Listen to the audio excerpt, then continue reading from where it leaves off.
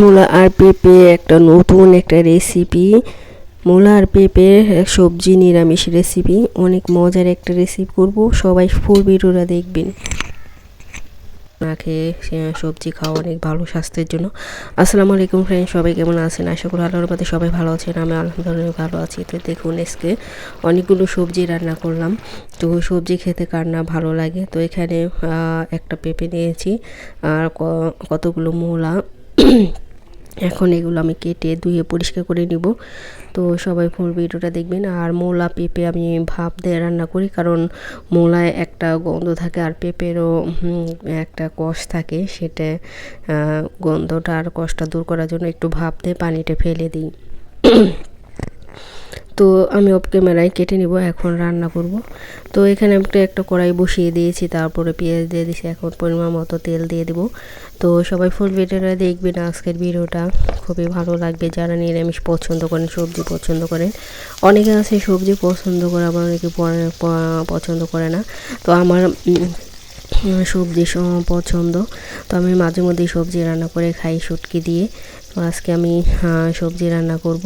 তো সবাই ফুল ভিডিওটা দেখবেন, তাহলে সব বুঝতে পারবেন আমি কিভাবে রান্না করি।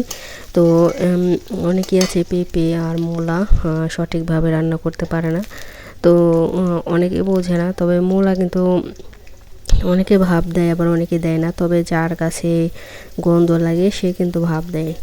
আর আমিও পেঁপে আর মূলা সবসময় ভাপ দিয়ে রান্না করি, মানে একটু পানিটা ফেলে দিই। অনেকেই বলে ভাপ দিলে নাকি চলে যায়, ভিটামিন চলে যায়। আসলে না, কারণ একটা সবজি পুরোপুরি যখন সিদ্ধ করে পানি ফেলে তখনই হয়তো বা ভিটামিন বের হয়ে যায়। কিন্তু হালকা একটু ভাপ দিলে দু একটা মানে বড়কে ভাপ দিলে ওটা ভিটামিন চলে যায় না, ওটা আরও খাওয়া ভালো স্বাস্থ্যের জন্য। তো এই যে দেখুন আমি এখন আদা রসুন পেঁয়াজটা ভাজা হয়ে গেছে, আদা রসুনটা দিয়ে দিলাম। তারপরে এখানে পরিমাণ মতো মশলা, এখানে গরম মশলা আছে সব মিক্স, হলুদ গুঁড়ো, ধনিয়া গুঁড়ো, জিরে গুঁড়ো, তো সব রকমের মশলা এখানে আমি দিয়ে দিলাম। যা যা আছে, ধনিয়া গুঁড়ো, জিরে গুঁড়ো, মরিচের গুঁড়ো।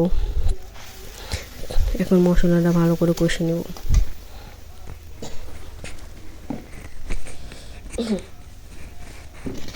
মশলাটা ভালো করে কষানো হয়ে গেলে তারপর আমি সবজিটা দিয়ে দেব। আর মূলা আর পেঁপেটা একটু পরে দিব, কারণ যেহেতু ওটা আমি ভাপ দিয়েছি আর ওটা খুব তাড়াতাড়ি গলে যায়। পেঁপের মূলা কিন্তু খুব তাড়াতাড়ি গলে যায়। তো এখানে আমি আগে শুটকিটা কষিয়ে নেব। তো এখানে আমি মশলাটা কষানো হয়ে গেলে আমি শুটকিটা দিয়ে দিব। তো এইভাবে যদি আপনি শুটকি দিয়ে আর সবজির ভিতরে কোনো চিংড়ি মাছ বা শুটকি এইগুলো দিয়ে যদি রান্না করেন, একটা মানে গন্ধ থাকে, সে গন্ধতেই এটা খাওয়া যায় গন্ধ। তো দেখুন এখানে শুটকি দিয়ে দিলাম। তো অনেকেরই শুটকি পছন্দ না, মানে তারা হয়তো বা চিংড়ি মাছ দিতে পারেন। চিংড়ি মাছের কারণ চিংড়ি মাছ দিয়েও সব সবজি খাওয়া যায়। তো তো এখানে লবণ দিয়ে দিলাম পরিমাণ মতো। এখন আমি শুটকির আগে, যেহেতু এই শুটকিগুলো অনেক শক্ত, সেহেতু এটা আগে দিলে সমস্যা নাই। অনেকে বলে শুটকি আগে দিলে নাকি গলে যায়, এটা কিন্তু গলবে না, কিছু সব আনামানাম থাকবে একবারে। আর এই শুটকিগুলো অনেক মানে শুকিয়ে অনেক শক্ত করে রেখেছে মানুষ। তো আমরা ওদের নিজে শুটকি তৈরি করে নিই, এগুলো আমরা কিনে আনছি বাজার থেকে। তো এই যে দেখুন শুটকিটা কষানো হইতেছে। তো যারা সুন্দর সুন্দর কমেন্ট করেন আমার ভিডিও, তাদেরকে অসংখ্য ধন্যবাদ। যারা যারা আমার চ্যানেলটাকে সাবস্ক্রাইব করছেন তাদেরকে অসংখ্য ধন্যবাদ। নতুন পুরনো সব বন্ধুদের যারা আমার ভিডিওটি দেখছেন এখনও সাবস্ক্রাইব করেন, প্লিজ ভিডিওটা ভালো লাগে অবশ্যই সাবস্ক্রাইব করে দিবেন এবং বেল আইকনে বাজিয়ে দিবেন। আর নিত্য নতুন রান্না দেখার জন্য বেল আইকনে বাজিয়ে দিবেন। তো এই যে দেখুন এখানে আমি মশলাটা কষানো হয়ে গেলে আমি সবজিটা দিয়ে দেবো। শুটকিটা ভালো করে কষানোর মধ্যে তেলটা বের হয়ে আসলে আর কি, তারপর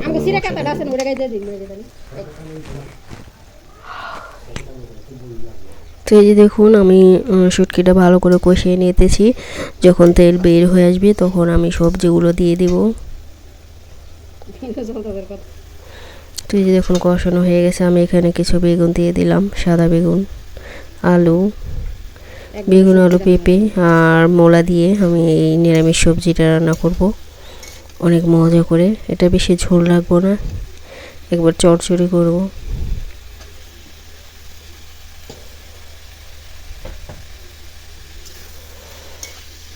যারা যারা এইভাবে খান না একবার ট্রাই করবেন, ঘরের ভিতরে দেখবেন খুবই ভালো লাগবে আপনার খেতে।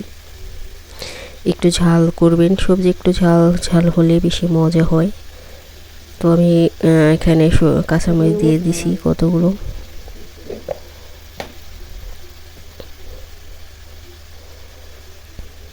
তারপর আর একটু মশলা দিয়ে দিলাম। দেখুন মশলা একটু কম হইতেছে, এর লেগে আর একটু দিয়ে দিলাম। এখন আলু বেগুনটা ভালো করে কষিয়ে তারপর আমি পরে মূলাটা দিব, কারণ এই যে দেখুন এখন দিয়ে দিলাম আমি। এখানে মূলা আর পেঁপে ভাপ দিয়ে রেখেছিলাম আগেই। এখন সবজির সাথে ভালো করে কষিয়ে নেব। এটা যত ভালো কষানো হবে তত বেশি মজা হবে এই সবজিটা। এভাবে ভালো করে কষিয়ে নেবেন আপনারা যারা এভাবে রান্না করতে চান, একবার ট্রাই করবেন, এভাবে দেখবেন কত মজা।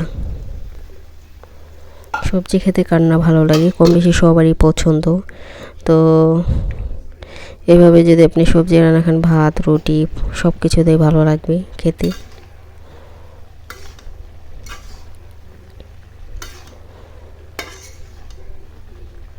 তো ভালো করে মশলার সাথে নেড়ে চেড়ে এভাবে মিক্স করে ঢেকে দেব আমি।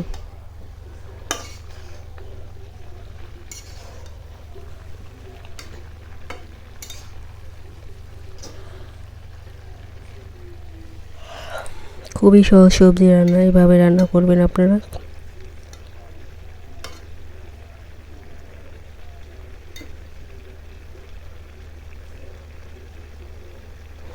তো এই যে দেখুন এখন ঢেকে দিব, সব মিক্স করে দিলাম। এখন ঢেকে রান্না করে নেব।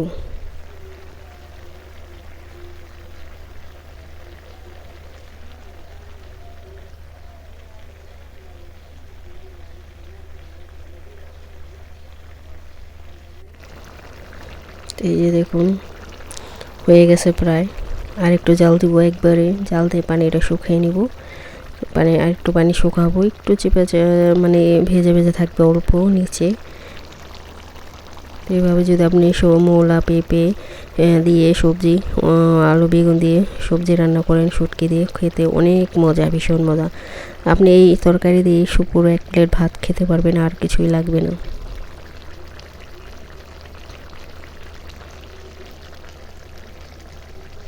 তো আজকের এই রেসিপিটা কেমন লেগেছে সবাই সুন্দর কমেন্ট করে দেখবেন।